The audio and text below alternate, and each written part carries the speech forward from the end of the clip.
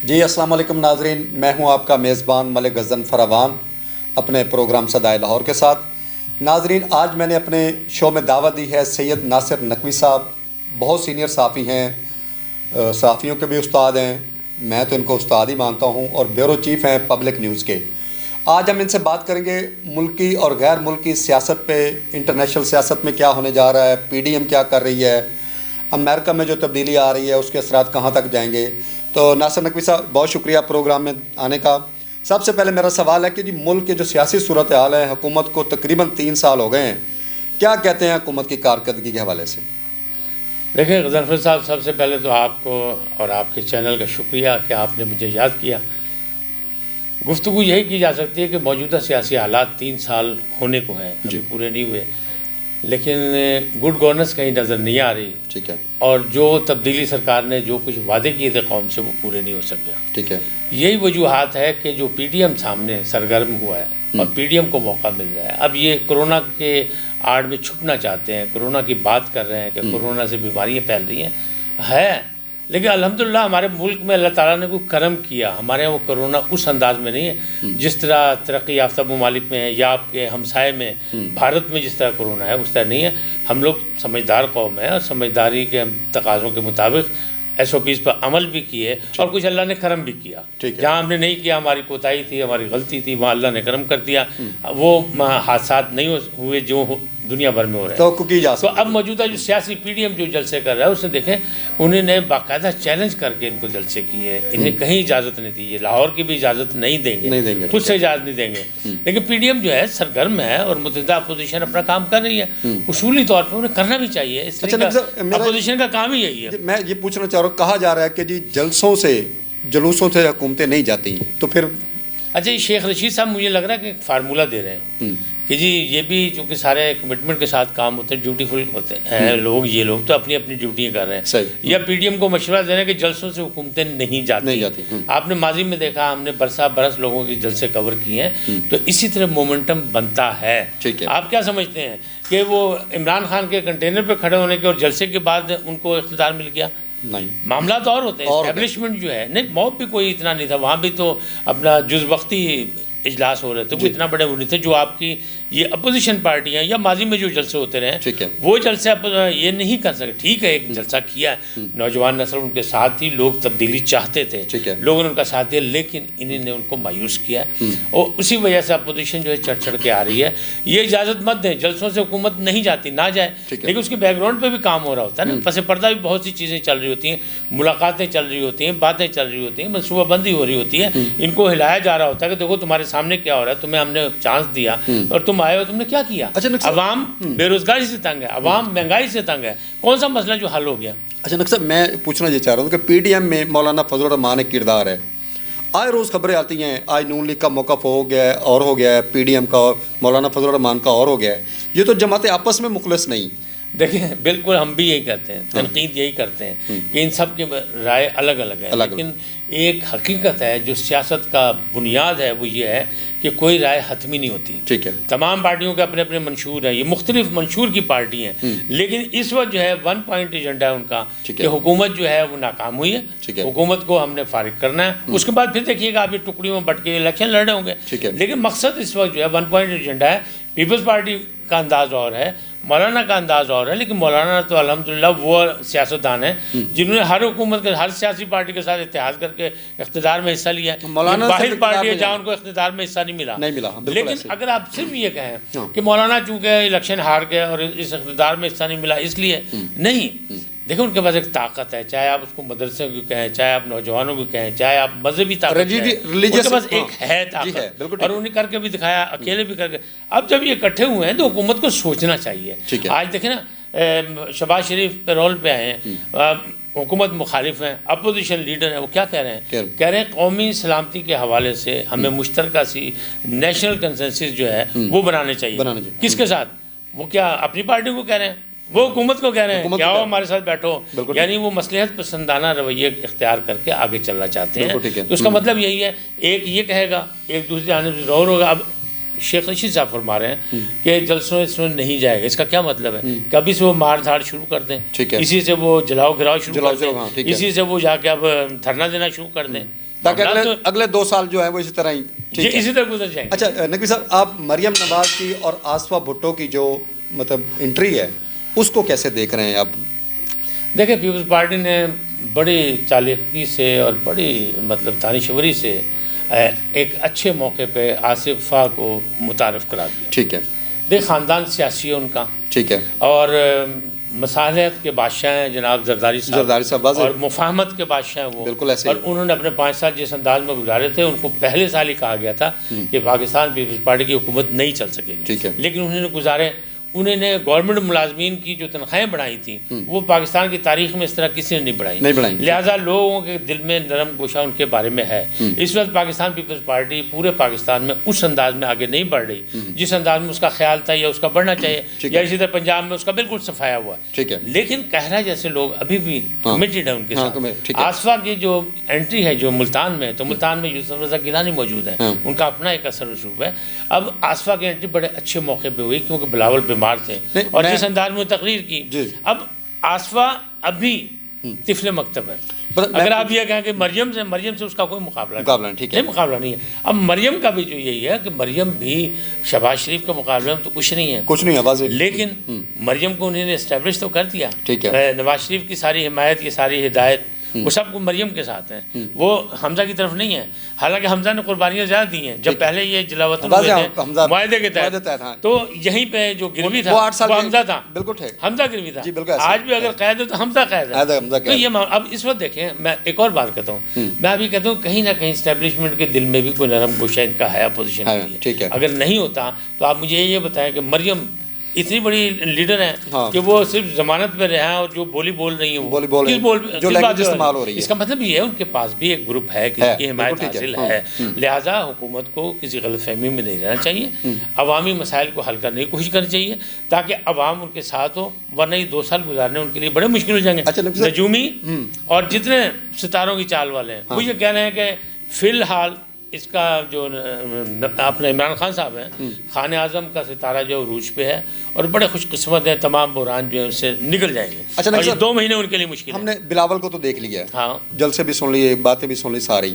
اب آصفہ کی جو انٹری ہے، کیا خیال ہے ہم اس کو متبادل بے نظیر دیکھ سکتے ہیں؟ دیکھیں آج نہیں، ابھی مطلب تو یہ سمجھے میں ایک عام سے لفظ استعمال کروں کہ ابھی تو بڑی دور ہے، ابھی دلی دور ہے، لیکن آخر اس کی بیٹی ہے، آخر اس نے اس کا انداز اپنایا ہے، آخر اس کا لہجہ جو ہے وہ ماں کا لہجہ ہے، اس کی ماں شہید ہے اس ملک میں، اس کو مار دیا، آمریت نے مارا، ایجنسیوں نے مارا، کس نے مارا؟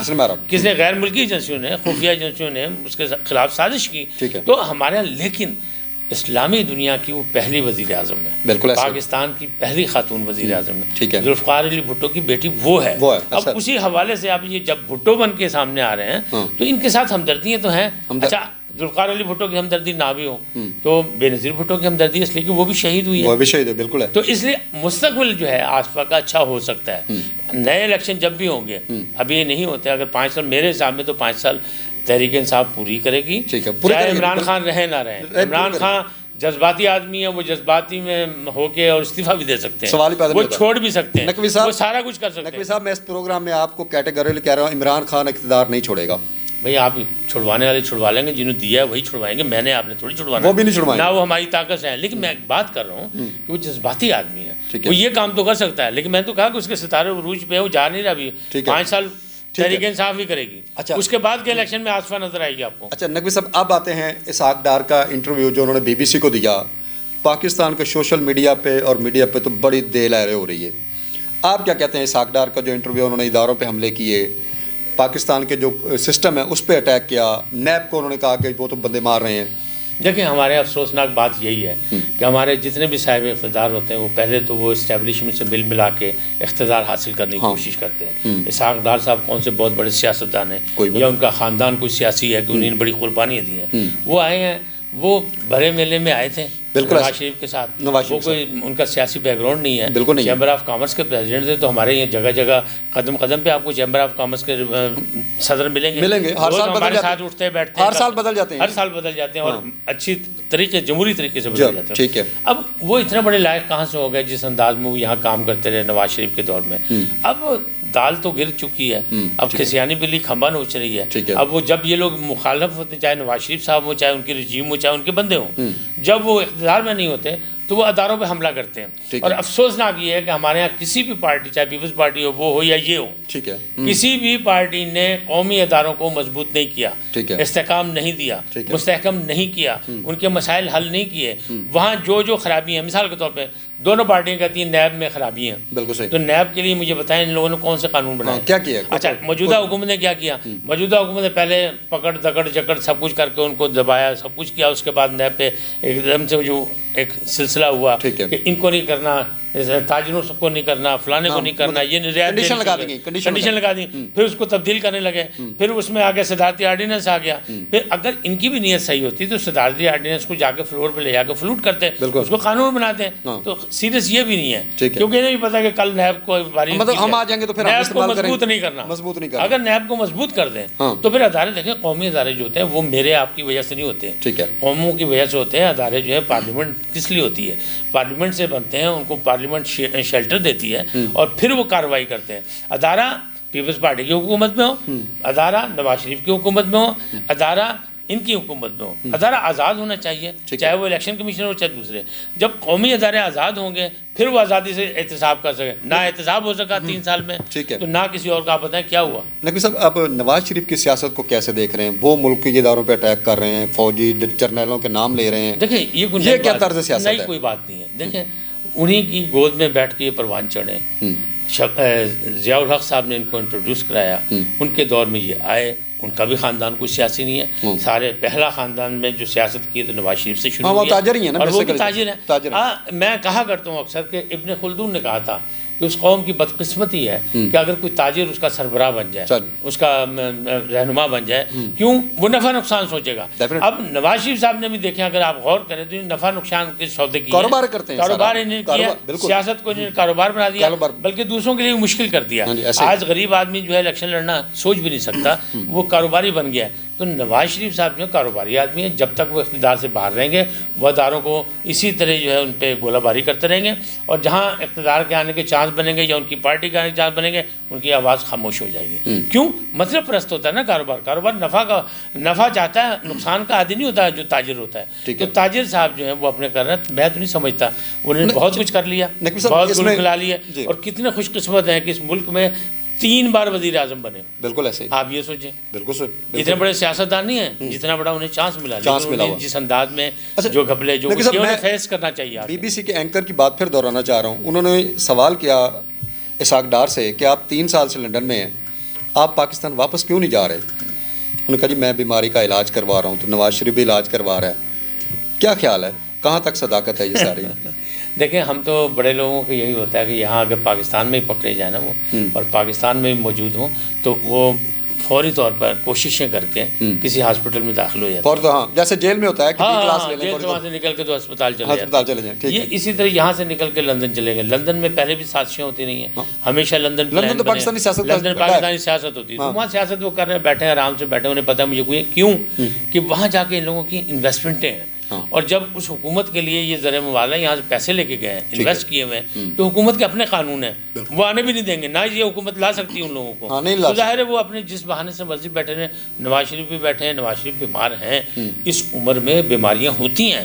ہم لوگ جس عمر میں ہیں اب اس میں بیماریاں ہی ہونی، اس میں کیا ہونا ہے؟ کیونکہ نظام قدرت ہے، واپسی کا ایک طریقہ کار ہے. لیکن اس بیماری کا بہانہ کر کے آپ قوم سے دور ہو جائیں. مزہ تو یہ تھا کہ یہاں پہ فیس کرتے ہیں، یہاں مقابلہ کرتے ہیں، یا ان کو جھوٹا ثابت کرتے ہیں، یا حکومت کے خلاف. حکومت کسی کی بھی ہو، میں ان کا حامی نہیں ہوں، لیکن اس کے باوجود میں کہہ رہا ہوں کہ حکومت ہے نا، حکومت نے غلط پکڑ دھکڑ کی ہے تو آپ آئیں اس کو مقابلہ کریں. آپ کے پاس کتنے اچھے وکیل موجود ہیں، ایک سے ایک بڑا وکیل ہے. کس کو نہیں آپ نے نوازا، وہ آپ کی وکالت کریں. میرے آپ نے نہیں کر رہے. عوام آپ کے پنجاب میں آپ کو ووٹ دیا، پنجاب میں تو ابھی بھی آپ کی اکثریت تھی بڑی. اچھا نقوی صاحب، میں آخر میں آپ سے جاننا چاہ رہا ہوں کہ وزیر اعظم صاحب اپنی خارجہ پالیسی کی بڑی تعریف کر رہے ہیں.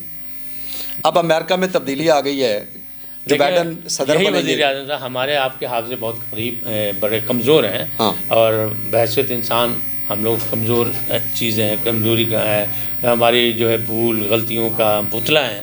لیکن آپ غور کریں کہ یہی کہتے تھے کہ ٹرمپ سے میرے بہت اچھے تعلقات ہیں، ٹرمپ سے میری دوستی ہے، تو ٹرمپ کی پالیسی اور جو بائیڈن کی پالیسی، یعنی جوزف بائیڈن جو ہے یا بائیڈن جسے آپ کہیں گے، وہ جو دونوں کہلاتا ہے، تو اس کی پالیسی ان سے بالکل مختلف ہوگی. ایک تو پارٹیوں کی پالیسی ہے، تو پالیسی وہاں جو ہے وہاں بھی کنٹرول جمہوریت ہوتی ہے، وہاں بھی کوئی ایسی وہ نہیں ہے، صدارتی نظام اپنی جگہ، لیکن ان کو پینٹاگون جو ہے وہ خاص پوائنٹ پہ آگے پیچھے ہلنے کی اجازت نہیں دیتا. بالکل کسی غلط فہمی کا شکار نہیں ہونا چاہیے، چاہے وزیر اعظم ہو چاہے ہم ہو. ان کی 50 سالہ پالیسی ہیں. ہماری یہ عوام جو ہے ہمیشہ امریکہ کے خلاف رہی ہے، امریکہ کو کبھی پسند نہیں کرتی پاکستانی عوام، اور ہمارے حکمران جو ہیں وہ ہمیشہ ان کے نوکر چاکر رہے ہیں. ٹرمپ چلے گئے تو اب وزیر اعظم یہ کہہ رہے ہیں ہماری پالیسی بہت اچھی ہے، شاید جو بائیڈن سے بڑے اچھے تعلق ہیں.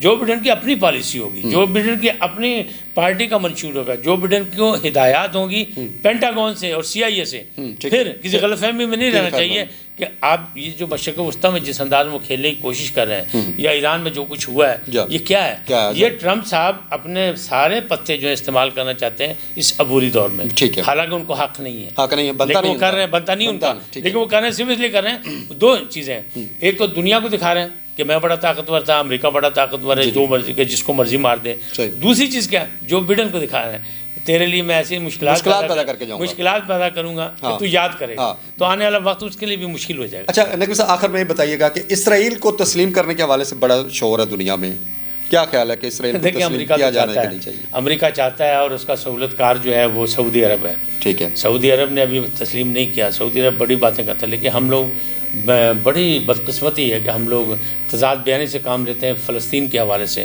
کشمیر کے حوالے سے. ہم کشمیر کے معاملے میں کبھی جو ہے نہ مشرق وسطیٰ جو کھڑا نہیں ہوتا. ترکی نے آپ کا ساتھ دیا، ایران نے آپ کا ساتھ دیا، لیکن جہاں اب ایران کو اکیلا کر کے مارنا چاہتے ہیں، وہاں آگ لگانا چاہتے ہیں تاکہ پورا خطہ جو ہے انریسٹ ہو جائے. لیکن سعودی عرب یہ سمجھ رہا ہے کہ شاید وہ بچ جائے گا اگر وہ اس طرح کی سازش کھیلیں گے، زبردستی اسرائیل کو منوائیں گے کہ عرب امارات کو تو منوا لیا، دوسری ریاستوں سے بھی وہ کر رہے ہیں، قطر سے بھی انہیں تعلقات لڑائی تھی، تعلقات اچھے بنا لیے انہوں نے. لیکن یہ معاملہ اس طرح نہیں ہوگا. مسلم امہ میں جب ہی اسرائیل کو تسلیم کیا جائے گا اور پاکستان جب ہی دباؤ برداشت کر سکتا ہے، یہ دباؤ بھی عمران خان پہ آ سکتا ہے اور عمران خان جذباتی ہو سکتے ہیں کہ چھوڑ دیں. کیوں؟ قوم ان کو ایسا کرنے نہیں دے گی. کیوں؟ نہ ہم کشمیریوں کا خون کا سودا کر سکتے ہیں، نہ ہم فلسطینیوں کا. ہم اسلام کے نام پہ بات جب کرتے ہیں تو پھر ہمیں کرنا پڑے گا. ان کی جو مرضی پالیسی ہو، دیکھیں نا آپ عمران خان صاحب آئے تو اسی نام پہ مدینہ ریاست مدینہ بنانے کے لیے. اب ریاست مدینہ میں یہی کچھ ہو رہا تھا جو یہاں ہو رہا ہے. اسی طرح لوگ بھوکے مر رہے تھے، یا خود کہہ رہے ہیں نا بھوکے مر جائیں گے، کورونا پہ کنٹرول نہ ہوا تو یہ ہو جائے گا، کاروبار بند کر دیا تو یہ ہو جائے گا. ایسا نہیں ہے. اسرائیل کو تسلیم کرنا انتہائی مشکل کام ہے، خالی عمران کے لیے نہیں، نئے آنے والے جو اگر کوئی ہوگا اس کے لیے بھی نہیں. جی ناظرین، آپ نے سنی ناصر نقوی صاحب کی گفتگو. پروگرام کے ساتھ اجازت دیں. پاکستان زندہ باد.